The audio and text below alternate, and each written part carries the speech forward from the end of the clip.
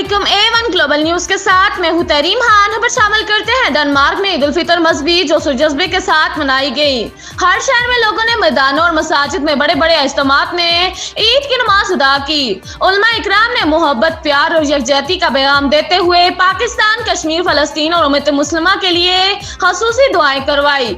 मदनी जामिया मस्जिद अराउस में भी पाकिस्तानी कम्युनिटी ने मिलकर एक बड़े इज्तिमाई में 9 बजे हाफिज यादुल्लाह साहब की इमामत में ईद की नमाज अदा की।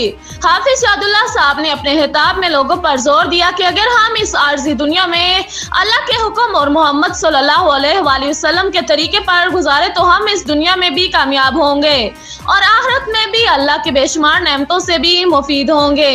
दुनिया में एक दूसरे का ख्याल रखना, हलाल और हराम में फर्क करना और कानून का एहतराम करना, अपने इर्द गिर्द लोगों का ख्याल रखना और अच्छी नीयत के साथ माशरे के लिए बेहतर से बेहतर अंदाज में काम करना, पड़ोसियों के हकूक के बारे में खसूसी ख्याल रखना और मुसलमानों के बेहतरीन अखलाक और अच्छे अमाल जिंदगी में कामयाबी के ज़ामिन है। इसलिए अपने आने वाली नस्लों की बेहतरीन तरबियत करें और उनका ताल्लुक मस्जिद के साथ मजबूती से कायम रखें। और वालिदैन पर और औलाद के हकूक पर मुफस्सल रोशनी डाली और उन्होंने पाकिस्तान, कश्मीर और उम्मत मुस्लिमा के लिए खसूसी दुआ करवाई।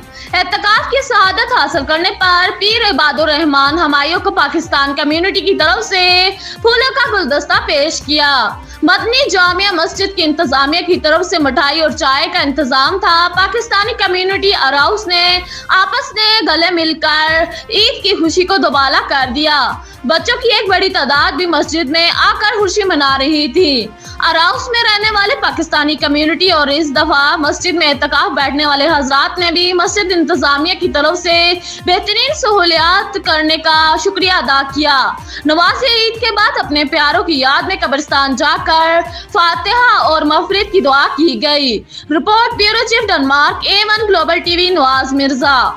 A1 ग्लोबल न्यूज के साथ फिलहाल इतना ही। मजीद न्यूज और अपडेट्स के लिए देखते रहें A1 ग्लोबल टीवी।